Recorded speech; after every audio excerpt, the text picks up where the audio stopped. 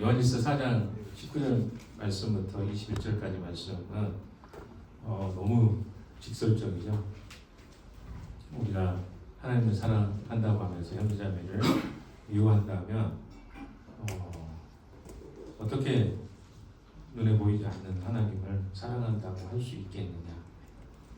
너무 직설적인 표현이 많이 나와 있는 부분입니다. 우리 여러 모자익을 보고 계신 분들도 있을 것 같은데 오늘부터 시작해서 4주 동안은 풍삼기 내용으로 설교하는 시간입니다.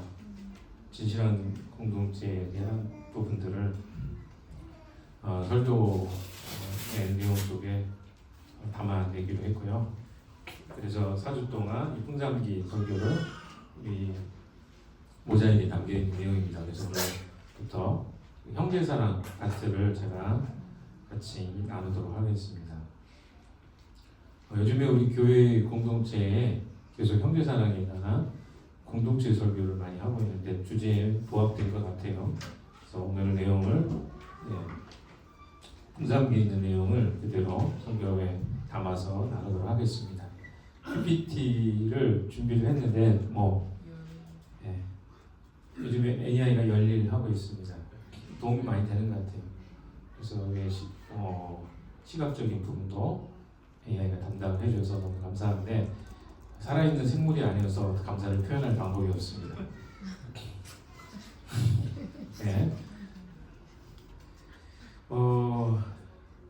우리 공동체 교회에 대해서 세 가지로 이야기를 했죠.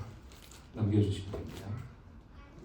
그래서 하나님의 가족, 그리스도의 몸, 성령의 정을 우리는 교회라고 이야기합니다. 우리가 그리스도 아래서 즉 그의 다스림 속에서 살아가는 중요한 원리가 무엇인지를 이제부터 좀 이야기를 좀 나누겠습니다.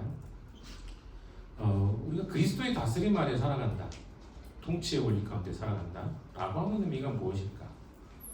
만약 이것이 우리의 공동체 안에 제대로 실천된다면 우리 안에 있는 여러 가지 갈등이나 공동체 안에 있는 여러 가지 어려움들이 아마 사라지거나 해결되지 않을까 이런 생각을 해봅니다. 실제로 우리가 겪고 있는 이 갈등이 없다고 할 수는 없겠죠. 함께 살다 보면 갈등이 있는 건 너무 당연하잖아요. 이거 모르는 사람 누가 있습니까?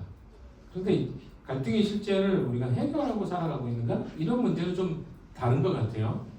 그런데 예수 그리스도의 다스림을 받고 살아간다는 이 원리가 무엇인지를 우리가 제대로 이해한다면 실제로 우리 안에 있는 여러 가지 문제들이 해결되는 경험을 하게 된다는 것입니다. 이게 대단히 중요한 것 같아요.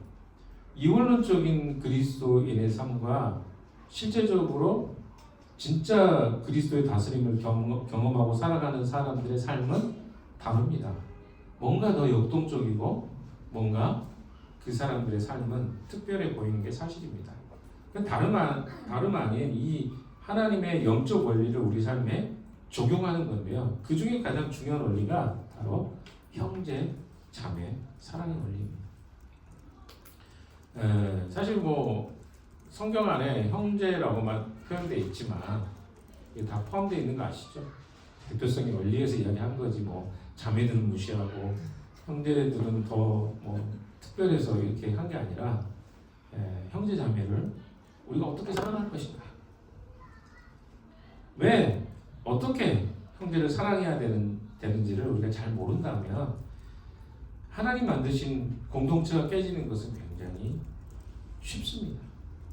왜냐하면 이유를 모르기 때문에 내가 사랑해야 될 이유도 모르는 거죠. 보통 사람들이 살아가는 방법은 뭡니까? 나를 좋아해주고 내가 좋아하는 것을 해주는 사람을 우리는 좋아하는 것이 기본적인 원리입니다. 그래서 여러분들이 누군가를 선호할 때도 잘 보십시오. 나에게 누가 얼마나 잘해주는가로 우리는 사람을 선호합니다. 그래서 옆에 있는 지금 앉아있는 사람들이 주로 나를 선호하는 사람들일 가능성이 있어요. 아닐 경우도 있을 수 있습니다. 네, 너무 오해하지 마시고요. 선호해서만 앉는 건 아니지만 그렇지만 대부분은 그 선호대로 앉아요. 그리고 시간을 보내고 그렇지 않습니까? 이게 참 신기해요. 우리 자신을 숨길 수가 없는 거예요. 그렇게 하라고 시킨 것도 아닌데 우리는 자연스럽게 나를 선호하는 사람과 함께 하고 싶어 합니다. 그게 인간적인 모습입니다. 그런데 이걸 우리가 다 깨고 싶잖아요. 그렇죠? 그런 게 아닌가요? 저만 지금 좀 반응을 해야 되지 않아? SNS를 뒤로 가세요. 안 하려면. 자, 아무튼 반응을 하려면 앞에 앉은 거 아니야? 아무튼 좀 해주세요. 네. 자, 그래서 형제 자매들과 뭔가 조금 더 깨고 싶고, 깨고 싶은 게 아니라 이런 막혀 있는 어떤 선호도를 이렇게 새로운 사람과 만들고 싶고 이런 거겠죠. 이러고 싶다면 우리는 분명히 뭔가 새로운 모습이 필요하지 않습니까? 근데 그 원리가 뭐냐? 그리스도가 우리에게 보여주신 형제 사랑의 원리라는 거예요. 여러분 안에 난 누군가 좀 더 가까워지고 싶다.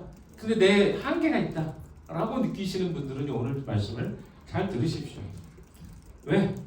그것이 여러분에게 진짜 일하기 시작하면요. 놀라운 일이 일어나기 시작합니다. 자, 우리가 지금 우리에게 세워져 있는 이 공동체는 하나님 만드신 아름다운 공동체입니다. 근데 관계 문제는 우리의 이런 아름다운 공동체를 더 발전시킬 수도 있지만 그 공동체를 파괴하기도 합니다. 이런 공동체들을 보면요. 만약에 서로 형제자매끼리 사랑하지 않는 공동체를 본다면 이 사람들 하나님을 믿는다고 말하기가 참 어려운 모습들이 그 안에 많습니다. 왜? 믿는다고 말을 하는데 아주 중요한 형제사랑의 원리가 그 공동체 안에 없는 거죠. 그러니까 믿는데 공동체끼리 사랑하지 않는다. 있을 수 없다는 거죠. 이게 지금 오늘 이 풍산기의 형제사랑의 원리 중에 아주 중요한 핵심적 원리입니다. 반대로 정말로 형제 자매를 사랑하는 공동체는요. 하나님을 드러내는 놀라운 존재가 될 수 있다는 거죠. 그러니까 우리 안에 형제 자매를 사랑하는 게 그냥 우리가 서로 더 편안하고 좋기 위해서 사랑하는 것뿐만 아니라 우리가 그렇게 서로 사랑할 때 어떤 일이 일어나냐면 하나님이 우리의 공동체를 통해서 다른 사람들에게 전달되는 효과도 있게 된다는 것입니다. 그래서 그런 공동체를 보면요. 정말 하나님이 살아계신 것 같아서 많은 사람들이 이 공동체를 통해서 하나님을 알아가게 될 것입니다. 그래서 사랑은 그리스도인의 증거입니다. 내가 그리스도인이라는 것의 증거가 무엇이다? 내 안에 있는 사랑. 내가 사랑하고 있는 그 자체가 뭐다? 내가 그리스도인이다 라고 하는 증거가 된다는 것입니다. 여기서 특별히 하나님의 사랑과 그 사랑을 입은 사람들과의 관계를 요한일서를 통해서 한번 좀 살펴보겠습니다. 요한일서 3장 14절 16절 여기는 안 나와 있습니다. 14절 16절 한번 살펴보겠습니다. 오늘 본문은 4장 19절이고요. 그 앞에 장을 보시면요. 14절 16절을 한번 보겠습니다. 한번 같이 읽어볼까요? 14절 16절 시작. 이미 죽음에서 생명으로 옮겨갔다는 것을 우리는 압니다. 그것을 아는 것은 우리가 형제자매를 사랑하기 때문입니다. 사랑하지 않는 사람은 죽음에 머물러 있습니다. 자기 형제자매를 미워하는 사람은 누구나 살인하는 사람입니다. 살인하는 사람은 누구나 그 속에 영원한 생명이 머물러 있지 않다는 것을 여러분은 압니다. 그리스도께서 우리를 위하여 자기 목숨을 버리셨습니다. 이것으로 우리가 사랑을 알게 되었습니다. 그러므로 우리도 형제자매를 위하여 목숨을 버리는 것이 마땅합니다. 요한일서 3장 14절 16절에서 오늘 본문의 4장 19절과 21절의 내용과 유사한 내용이죠. 거기서 뭐라고 이야기합니까? 그리스도인인 우리가 어떤 존재인지를 이야기하고 있습니다. 14절 한 번만 더 보시면요. 한 번 더 읽어볼까요? 시작. 우리가 이미 죽음에서 생명으로 옮겨갔다는 것을 우리는 압니다. 이것을 아는 것은 우리가 형제자매를 사랑하기 때문입니다. 사랑하지 않는 사람은 죽음에 어떻게 보면 3단 노폭 같은 거죠. 그렇지 않습니까?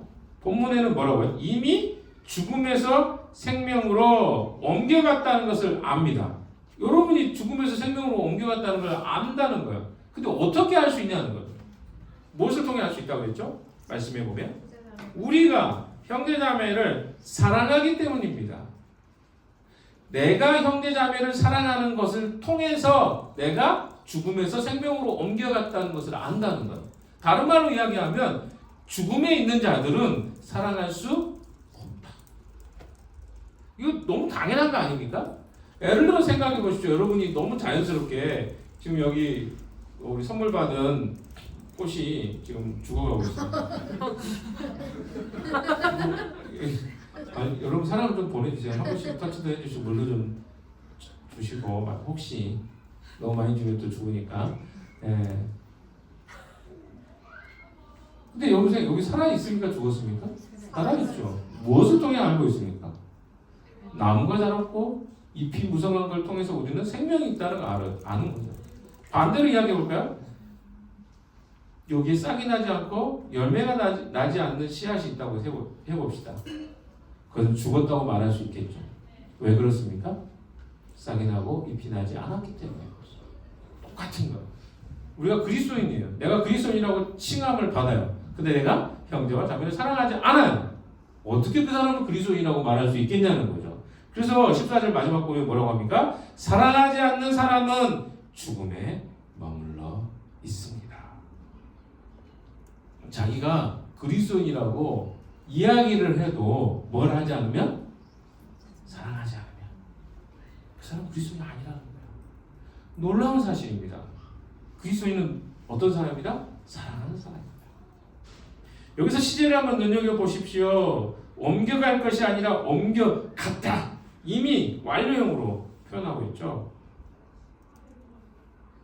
그러니까 우리 공동체가 어떻습니까? 모두 죽음에서 생명으로 옮겨졌다. 옮겨진 사람들이라 라고 말하고 있습니다. 사도 바울은 비슷한 표현을 썼습니다. 고린도후서 5장 17절, 에베소 6장 19절에 이런 표현이 있었죠. 그는 우리가 새로운 피조물이 되었다. 하나님의 가족이 되었다라고 그리스도 예수 안에서 하나님과 함께 하늘에 앉았다고 표현하고 있습니다. 그러니까 뭡니까? 우리가 새로운 피조물이 되었다. 하나님의 가족이 되었다. 하나님과 함께 앉아있다. 이 표현이 다 뭐예요? 우리가 죽으면서 생명으로 옮겼다. 근데 그 사람들은 특성이 있는데 뭐요? 형제 자매를 사랑하는 특성이. 그럼 여러분 냉정하게 한번 좀 생각해보고 여러분이 형제 자매를 사랑하십니까? 나에게 질문을 던져야 돼요. 관심이 별로 없습니까? 그럼 여러분에게는 그 생명이 이렇게 있는지 없는지조차 사실 고민돼요. 만약 형제와 자매를 사랑하지 않는다. 왜? 그건 그리스도인의 너무 당연한 특성이기 때문에 마치 씨앗을 심으면 시간이 지나면 열매와 싹이 자라는 것처럼. 근데 그게 없는 사람은 어떤 사람들입니까? 이제 씨앗으로 심겨진 지 얼마 안 됐든지 생명은 있는데 얼마 안 됐든지 아니면 지금 뭔가 비정상적인 상태에 있든지 이런 상태겠죠. 그러니까 다른 말로 이야기하면 정상적인 그리스도인이면 반드시 거기에는 뭐가 있다? 형제와 자매를 사랑하는 모습이 나온다. 이렇게 이야기할 수 있겠습니다. 자, 그런데 우리가 여기서 말씀에서처럼 죽음에서 생명으로 옮겨갔다는 것을 어떻게 할 수 있다라고 이야기했죠? 이걸 다른 말로 이야기하면 구원을 받았다는 말로도 해석이 됩니다. 그 구원받았다는 말 되게 추상적이잖아요. 이 추상적인 것을 바울은 뭘로 요한일서에서 뭐라고 하냐니까 아주 구체적으로 이야기하는 거예요. 실제적으로 너무 추상적이니까. 야, 구원받았다는 말은 너무 추상적이잖아. 내가 구원받았는지 아닌지 알 방법이 없잖아요. 근데 사도 요한이 뭐라고 합니까? 추상적 개념을 구체화시켜서 이야기합니다. 그게 뭡니까? 우리가 구원받았다는 사실을 아는 것은 우리가 형제자매를 사랑하기 때문에. 여러분이 형제자매를 사랑하십니까? 그럼 여러분 구원받은 사람입니다. 이게 굉장히 중요한 원리입니다. 놀랍지 않습니까, 여러분? 제가 전에는 형제자매들 사랑하는 것이 없었는데요. 요즘에 좀 사랑하고 있는 것 같아요. 여러분은 이런 고백이 있습니까? 그럼 여러분 구원받은 사람입니다. 근데 여전히 나는 옛날에도 그랬고요. 지금도 그렇고요. 혼자 지는 게 좋아요. 그냥 혼자만 살아가는 게 너무 편해요. 그럼 여러분 그 고백 안에는 뭐가 있는 거예요? 내가 구원받았는지 아닌지 좀 불확실해요 라고 하는 말도 같이 포함되어 있는 거예요. 그러니까 성향적인 걸 제가 말하는 게 아니에요. 성향은 다를 수 있어요. 조금 더 활발한 사람이 있고 내향적인 사람이 있을 수 있어요. 그런 문제가 아닙니다. 이거는 뭐냐면 그리스도 안에서 하나님이 내게 허락해 준 사람들을 사랑하는 것에 대한 마음이 생기고 변화가 생겼냐 아니냐를 물어보는 거예요. 그것이 얼마나 더 적극적이냐 얼마나 소극적이냐 이런 문제가 아니라 내가 예수를 믿고 나서 내 안에 하나님의 공동체와 그 안에 있는 사람들을 사랑하기 시작했는지 그런 변화가 있는지 이런 이야기를 제가 묻는 것입니다. 여러분 스스로 한번 생각해 보십시오. 내가 예수를 믿지 않았다면 나는 어떻게 살고 있을까? 또 내가 하나님의 공동체에 속하지 않았다면 비슷한 개념이에요. 왜? 우리는 좀 분리시켜서 생각하는 경향이 있습니다. 예수를 믿는 것과 공동체적 삶을 사는 것을 분리시켜 생각하는 경향이 굉장히 강해요. 왜? 일반적인 보통의 교회들이 공동체성이 그렇게 강하지 않기 때문에 그렇습니다. 그러나 한번 생각해 보십시오.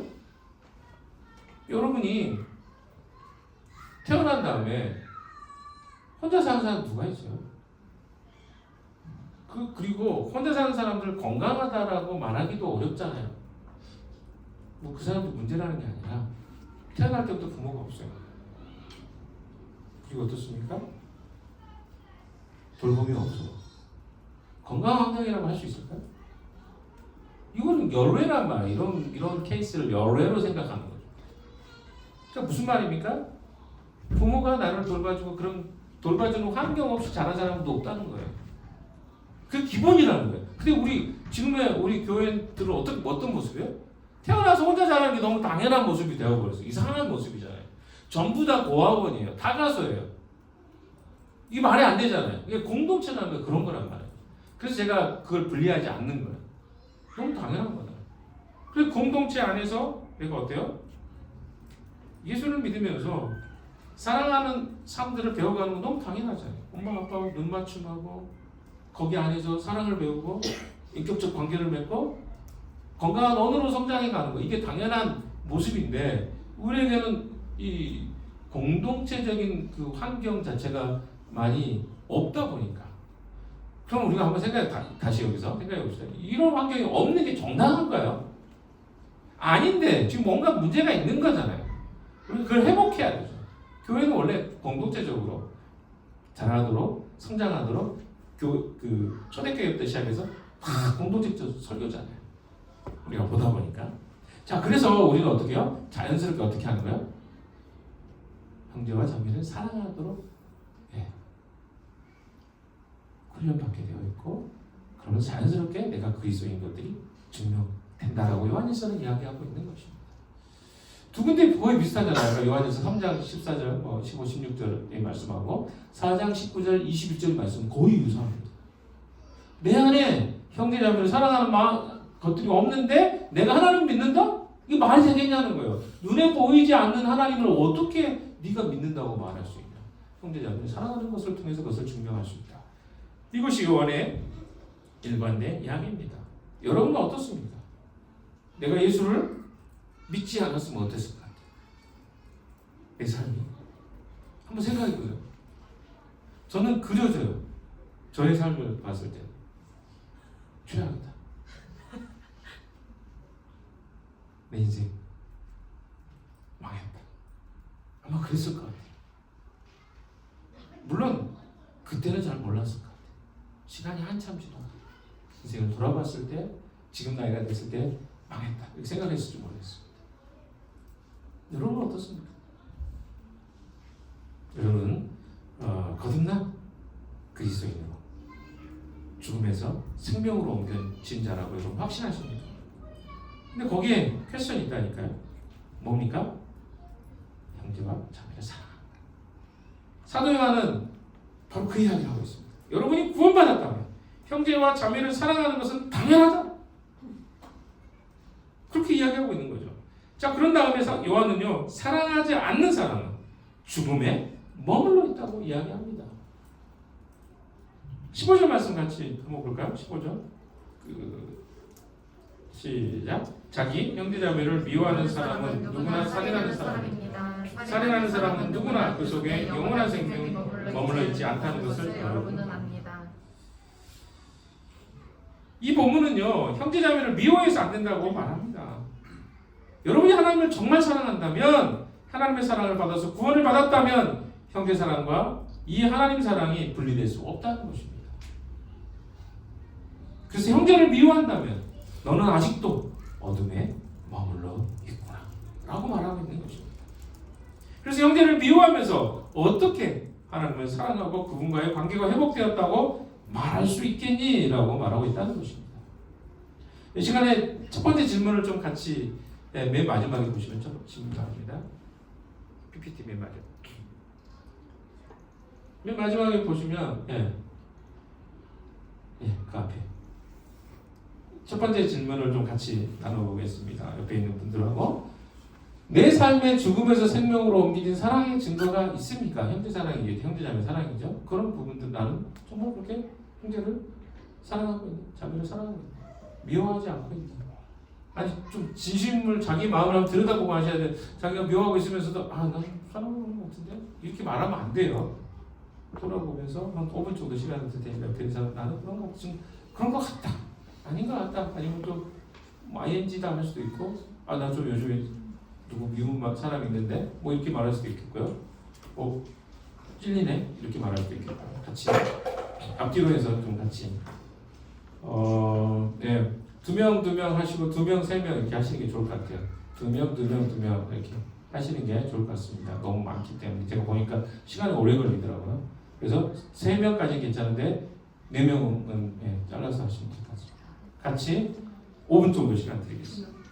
우리 그리스도인들 중에는 하나님과 관계에만 신경 쓰는 사람들이 많습니다. 그래서 이런 말을 많이 듣죠. 야 사람들 신경 쓰지 마.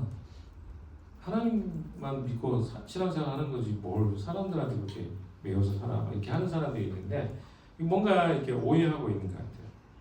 그래서 주변 사람들은 내가 좀 껄끄러워도 그 상관없어. 심지어 어떤 사람은 누군가를 내가 마음속으로 깊이 미워하고 싫어하면서도 아무 상관이 없다고 생각하는 경우가 종종 있습니다. 하지만 요한일서에서 요한은 뭐라고 이야기합니까? 누군가 내가 미워하는 마음이 있잖아요. 그건 살인이라고 이야기합니다. 그래서 살인하는 사람이 어떻게 하나님의 사랑을 안다고 말할 수 있겠냐고 이야기합니다. 16절, 아까 3장 16절이죠. 16절이 이렇게 이야기합니다. 같이 한번 읽어볼까요? 시작. 그리스도께서 우리를 위하여 자기 목숨을 버리셨습니다. 이것으로 우리가 사랑을 알게 되었습니다. 그러므로 우리도 형제자매를 위하여 목숨을 버리는 것이 마땅합니다. 그러니까 무슨 말입니까? 예수님 목숨을 버리시면서까지 우리를 사랑하셨기 때문에 이것을 통해서 우리가 사랑을 알게 되었다고 이야기합니다. 그래서 우리도 형제자매를 위해서 목숨을 버리는 것이 마땅하다고 말합니다. 이 표현은 형제자매를 위해서 목숨을 버리기까지 사랑하는 것이 당연하다는 뜻입니다. 그러니까 누군가를 위해서 목숨을 버리기까지 사랑한다. 그래서 어떤 사람이 이런 말을 하죠. 너무 힘들어요, 저 사람은. 제가 그 사람을 위해서 그렇게까지 해야 돼요? 이런 말이 우리도 모르게 나올 때가 있죠. 저도 좀 편하고 싶어요. 이런 말을 하기도 하죠. 근데 우리가 성경을 정말 이해한다면 주님이 나를 위해서 먼저 목숨을 버리셨기 때문이라는 그 표현이 굉장히 중요합니다. 내가 그걸 깊이 이해하고 있다면 당연히 내가 불편하고 어려운 사람을 향해서 사랑하는 것이 무엇하다? 마땅하다. 여기에 대해서 반론이 없다는 거예요. 내가 누군가가 불편하다고 생각했는데 그 사랑을 주님이 먼저 하신 거라는 거예요. 나를 위해서. 그래서 내가 그 형제와 자매를 위해서 사랑하는 것이 마땅한데 우리에게는 누구를 찾아요? 내가 편한 사람? 내가 선호되는 사람? 이게 오늘 우리에게 문제가 되는 것이죠. 기독교는 하나님 너희를 생명 바쳐 사랑했기 때문에 너희도 서로 생명 바쳐 사랑하라고 이야기하는 것이 기독교입니다. 아주 단순하지만 놀라운 진리이죠.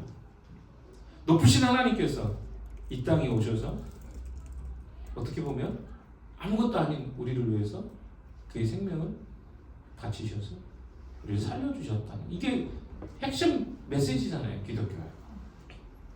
그렇게 하나님이 우리를 사랑하셨기 때문에 우리가 생명을 얻게 되었고, 그래서 우리 주님이 요구하시는 것은 내가 너를 먼저 그렇게 사랑했기 때문에 너도 너에게 맡겨진 형제와 자매를 사랑하는 것이 마땅하다. 이렇게 말씀하고 있는 거죠. 자, 그래서 아까 그 앞에 보시면 형제 사랑과 하나님 사랑은요 분리될 수 없는 거예요. 그러니까 이것은 뭐예요? 100% 같다는 거예요. 내가 하나님 사랑하죠? 그럼 뭘로 나타내고 보이라는 거죠? 형제 사랑으로 나타내고 보이라는 거예요. 여러분이 조금 무리하는 것 하라는 거예요. 아, 이거 너 무리 아닌가? 근데 조금 무리된 사람이 사실은 사랑이 많은 사람이잖아요. 근데 나는 오바 아닌가? 오바하라는 거예요. 왜? 그 오바하지 않기 때문에 그 사랑이 흘러가지 않는 거거든요. 요즘 세상에 누가 오바하는 사람이 얼마나 있습니까? 그렇죠? 사랑을 오바해서 하는 우리 공동체 누가 얼마나 돼요? 자기 중심적으로 살아가잖아요. 나만 챙기고 나만 돌보고 하는 게 우선이잖아요. 우리가 뭐 같이 해보자 그러면 여러분 불편한 게 우리의 모습이잖아요. 또 뭘 만들어서 이렇게 불편하게 하지? 안 하는 게 편하고 하면 불편하고 이게 우리의 모습이에요. 그런데 어떻습니까? 하나님은 그거 하라는 거예요. 요한일서에서 오늘 이제 본문이죠. 하나님 사랑과 형제 사랑이 불가분의 관계라는 걸 여러 번 설명합니다. 4장 19절에서 21절을 이제 보겠습니다. 어떻게 이야기하는지 한번 살펴볼까요? 4장 19절 21절. 한번 이것도 19절 한번 읽어봅시다. 시작. 우리가 사랑하는 것은 하나님이 우리를 먼저 사랑하셨기 때문에 핵심이다. 하나님 먼저 우리를 사랑하셨기 때문에. 그래서 우리는 하나님의 이 사랑을 알게 됐어요. 그러니까 보지 못했는데 사랑하는 사람은 없다는 거예요. 본대로 사랑합니다. 그래서 모범이 중요한 거예요. 모델이 필요한 거예요. 모델이 없으면 어때요? 우리는 사랑할 수 없습니다. 예수님이 그 모델을 우리에게 먼저 보여주셨습니다. 그래서 그대로 살아가면 돼요. 근데 모델은 보여주셨는데 어떻게 해요? 안 해요. 여러분 우리가 정말 성경대로 살아보려고 노력하잖아요. 놀라운 일이 공동체 안에 일어납니다. 근데 우리가 성경대로 살지 않는다는 데 문제가 있는 거죠. 왜? 아니 아까 이제 가족교회별로 청소하자고 했죠. 어제 청소해봤어 운영위원들이. 너무 힘들더라고요. 진짜 힘들더라고요. 왜? 넓어졌어요. 일단 공간이. 구석구석 할 게 너무 많아요. 거기다 화장실 청소도 해야 되잖아요. 근데 어때요? 누군가 해야 되잖아요. 그걸 나한테 맡겨주셨다고 생각하고 청소하는 거 하고. 힘들어 죽겠는데 이거 왜 교회가 넓어져가지고. 또 가족교회별로 안 했고. 이렇게 생각하십니까? 아니 한번 생각해보세요. 누구나 다요. 육체적으로 힘든 거 다 싫어요. 그러면 어떻습니까? 하나님이 내게 허락하신 공동체를 섬기는 이것도 사랑이잖아요. 보이는 것만 사랑입니까? 보이지 않는 것도 사랑이에요. 보이지 않게 수고하는 사람들 많아요. 근데 편함을 누리는 사람들이 더 많죠. 그럼 내게 기회가 주어졌을 때 내가 그걸 섬기는 게 뭐가 그렇게 문제가 됩니까? 근데 우리 안에는 아직도 뭐가 더 많아요? 그냥 편하고 싶기만 하죠. 근데 그건 사랑이 아닙니다. 기독교적 사랑. 왜? 하나님 우리를 먼저 사랑하셨기 때문에 그 사랑을 보고 우리는 사랑을 배우게 됐습니다. 그래서 형제를 자매를 사랑하고 그것을 실천하는 것이 우리에게 필요합니다. 여러분 형제 자매를 사랑하는 게 쉬울 것 같아요? 쉽지 않습니다. 아니 제가 계속 이야기했잖아요. 기브앤테이크 사랑은 쉬워요. 내가 줬어? 이만큼 받고 싶어서 사랑하는 사람 많아요. 그런데 이 사람은 주지도 않아요. 근데 사랑하는 게 쉬울까요? 아니요. 그래서 거기서 다 포기해버려. 왜? 기브 앤 테이크가 안 되니까 거기서 포기하는 거죠. 난 이만큼 줬는데요? 계속 계산하고 있는 거죠. 준 걸 왜 계산합니까? 주님이 계속 계산하시면서 야 내가 이만큼 사랑했는데 너 아직도 멀었다? 이렇게 말씀하시면 어떻겠냐고요. 이거 아니거든요. 그리스도가 사랑하셨던 사랑은 그게 아닙니다. 교회에 같이 다니기는 하는데 저 사람만 없으면 우리 교회는 천국이야. 그 사람 때문에 교회가 지옥이 돼. 교회에 와도 만나고 싶은 사람이 있는데 만나고 싶지 않은 사람도 있지 않습니까? 솔직히 여러분 들여다보십시오. 아무도 찔림도 없고 깊이 생각도 안 하십니까? 한번 생각해 보세요. 나에게 있나 없나? 있어요 없어요? 그 사람만 보면 불평이 나와요. 눈을 시선을 피해요. 인사를 안 받아주고 혹시 그런 거 있지는 않습니까? 누구한테는 너무 반갑게 인사하는데 그 사람한테는 1초도 인사 느낄 안녕하세요 하고 그냥 가버립니까? 한번 잘 생각해 보세요. 우리에게 그게 없냐고요. 오늘 본문에서 우리가 사랑하는 것은 하나님이 먼저 우리를 사랑하셨기 때문이라고 말합니다. 요한일서 3장 16절에서도 그리스도께서 우리를 위하여 자기 목숨을 버리셨다고 말하고 있잖아요. 그래서 우리가 사랑을 알게 되었다는 것이죠. 그래서 사랑은 우리에게서 나오는 게 아니라는 걸 여러분 아셔야 돼요. 그래서 여러분이 사랑하려고 해도 안 되는 이유가 뭐냐면 사랑은 우리에게서 나오는 게 아니기 때문입니다. 어디서 나옵니까? 하나님에게서 나오는 속성입니다. 사랑은 누구 속성이요? 하나님의 속성이에요. 내 안에 하나님이 충만하지 않으면 어때요? 사랑하기 어려워. 그래서 찾는 이들이 하나님 사랑하기가 어려운 거예요. 이웃 사랑하기가 어려워. 왜? 왜 어렵죠? 아직 하나님이 그들 안에 충만하게 이해되지 않았기 때문에. 그래서 그들이 우리에게 사랑을 베풀기 어려운 거예요.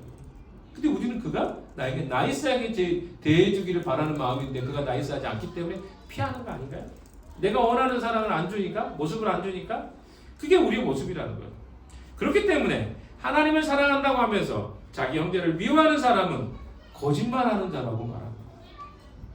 보이는 형제자매를 사랑하지 않으면서 보이지 않는 하나님을 사랑한다는 것은 거짓말이라는 것입니다. 너무나 뼈 때리는 이야기죠. 아니 너는 하나님이 보이지도 않는데 하나님 사랑한다고? 근데 왜 형제는 사랑 안 해? 자매는 사랑 안 해? 이렇게 물어보는 거예요. 우리. 근데 네가 하나님 사랑한다는 게 맞아? 거짓말이라고 이렇게 말하는 거예요. 그래서 반드시 하나님 사랑을 하는 사람은 어떻게 된다고요? 형제 자매를 사랑하게 돼요. 이것은 믿음의 원리와 같습니다. 하나님이 우리를 공동체로 만드셨다는 추상적인 개념이 구체적으로는 어떻게 하는 거예요?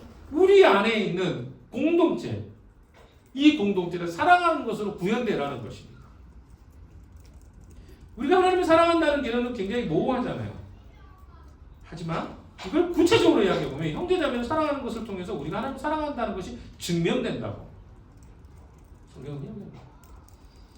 그래서 예수님도 요한복음 17장에 너희가 서로 사랑하면 세상이 나를 알게 될 것이다 이야기하죠.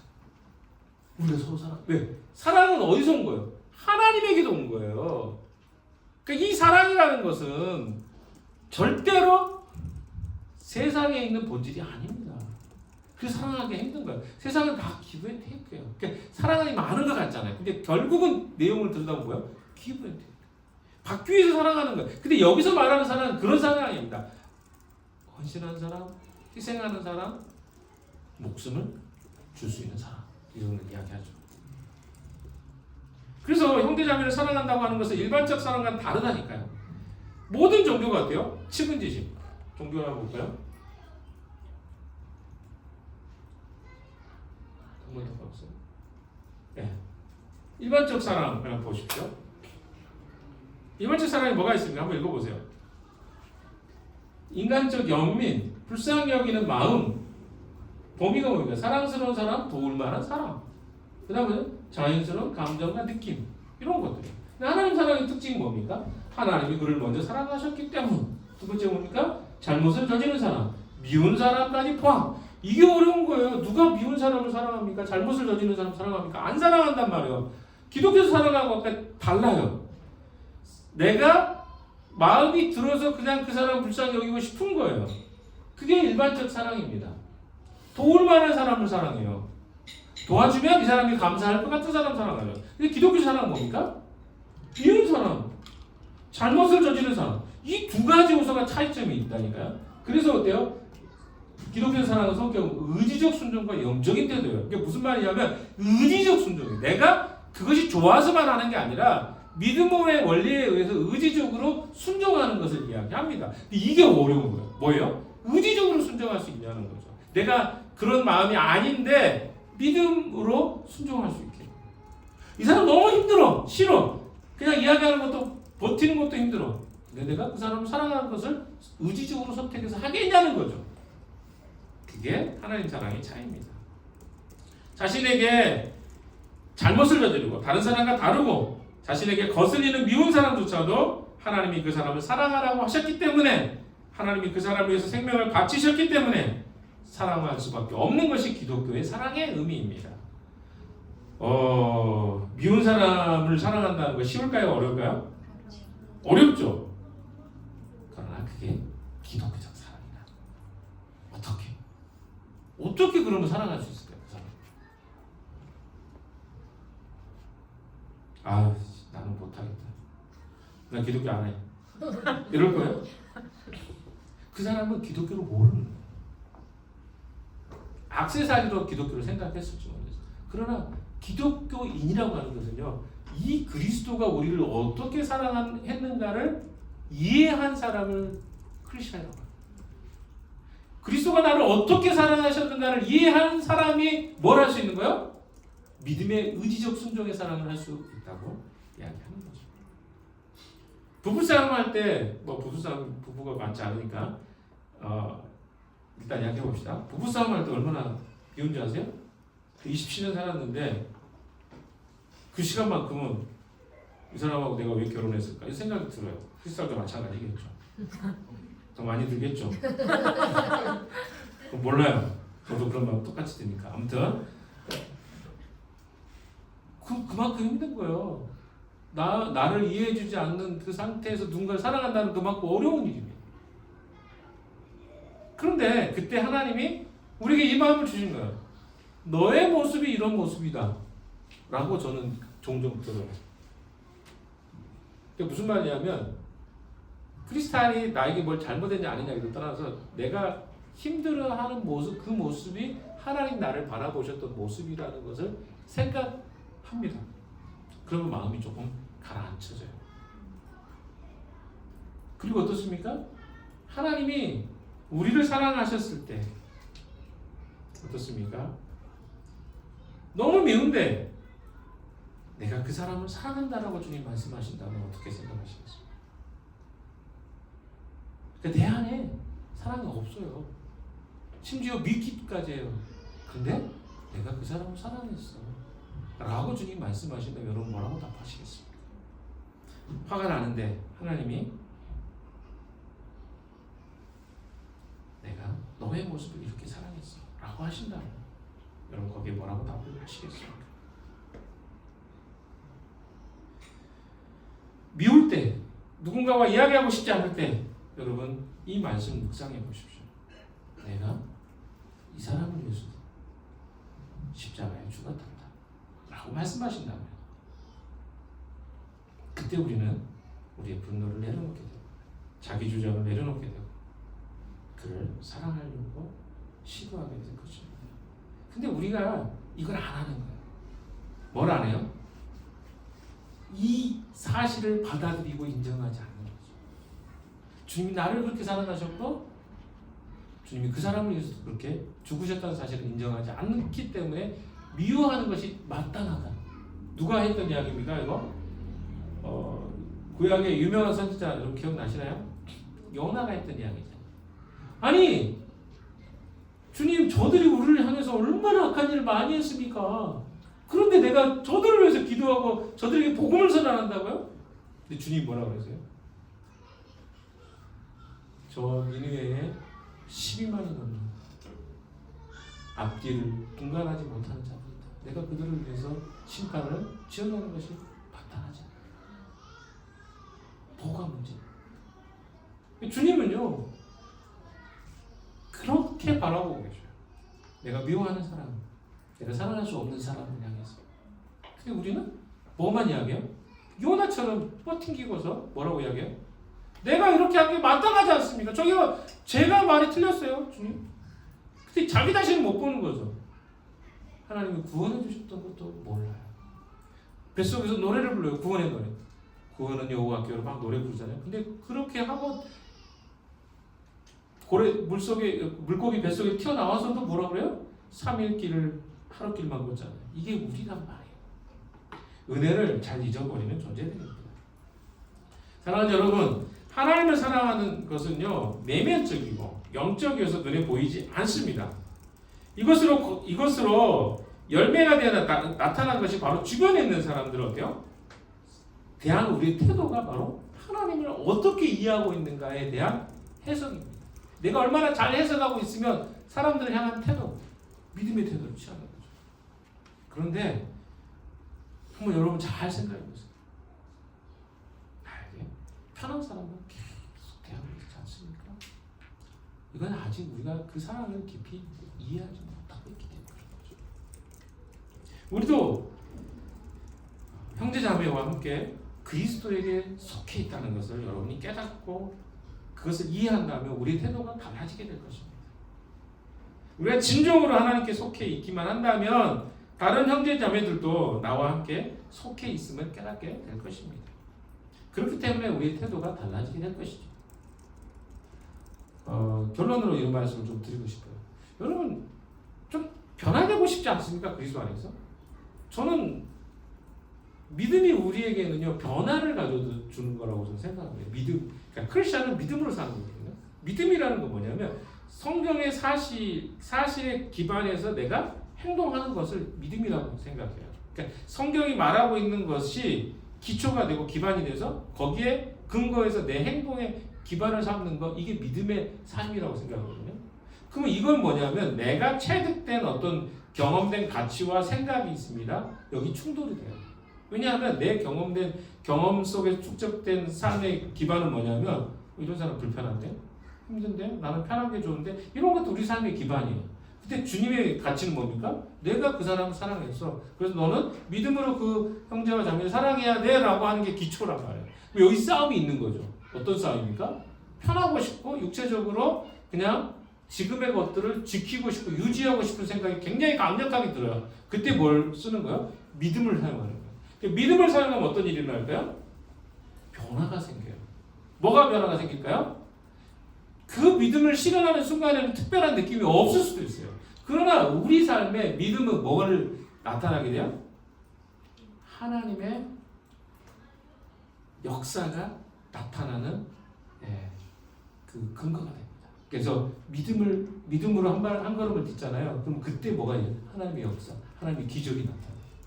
내가 경험해보지 않았던 미운 사람하고도 관계가 회복될 수 있네 하는 거 어디서 시작되냐면 그걸 믿고 행동하는 때부터 시작돼요. 근데 여러분 안에 이럴 수 있죠. 저 해봤는데요? 안 되는데요? 믿음으로 하지 않는 거죠. 믿음은 반드시 뭐가 있어요? 역사가 있습니다. 베드로가 예수님 그 무리를 걸어오실 때 베드로가 물어봐요. 주님, 제가 그 일을 걷게 해주십시오. 오라고 하십시오. 베드로 걸었어요. 근데 조금 있다가 바로 물에 빠지잖아요. 그 몇 초 사이. 뭡니까? 믿음으로 주님 말씀 붙잡는 것과 시선이 다시 주변으로 향하게 되면 우리는 바로 오그라지게 돼요. 이게 믿음의 원리예요. 믿음은 뭐냐면 주님이 약속하신 계속 붙잡고 가는 거예요. 그게 믿음의 원리입니다. 하나님 여러분 한 주간 동안 우리에게 또 특별히 ST 프로젝트를 주셨어요. 그래서 ST 프로젝트 때 뭘 할 거냐면요. 4가지 원리를 이야기할 겁니다. 형제사랑의 4가지 원리 여러분 기억하시나요? 첫 번째 원리가 뭐죠? 희생하는 사랑. 두 번째가 구체적인 사랑. 세 번째가 진실한 사랑. 중심 있는 사랑. 이 4가지입니다. 이걸 아침마다 우리 내일 아침부터 할 건데요. 첫날은 희생하는 사랑. 그다음 구체적인 사랑. 또 진실한 사랑, 투명한 사랑이라고 하죠. 네 번째가 중심 있는 사랑. 이걸 주제로 가지고 서로 하루에 내가 어떤 포인트를 가지고 적용해 보겠다 하는 것들 아침에 나눌 거예요. 큐티 끝나고 난다. 그래서 하루를 좀 그렇게 적용해 보려고 합니다. 일주일을. 그래서 맨 마지막에 금요일 날은 뭘 할 거냐면 일주일 동안 살면서 적용해 봤는데 어땠는지 나누는 시간을 하겠습니다.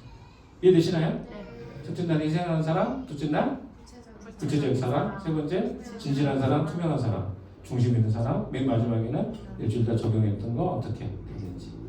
그래서 아티클을 저희가 보내줄 거예요. 아침에 우리 수진자매가 보내줄 건데 그거 읽고 같이 나누고 하면서 일주일을 보내겠습니다. 그럼 한번 적용해 봅시다. 그게 이번 주 적용 포인트입니다. 그래서 미운 사람 한번 떠올려 보세요.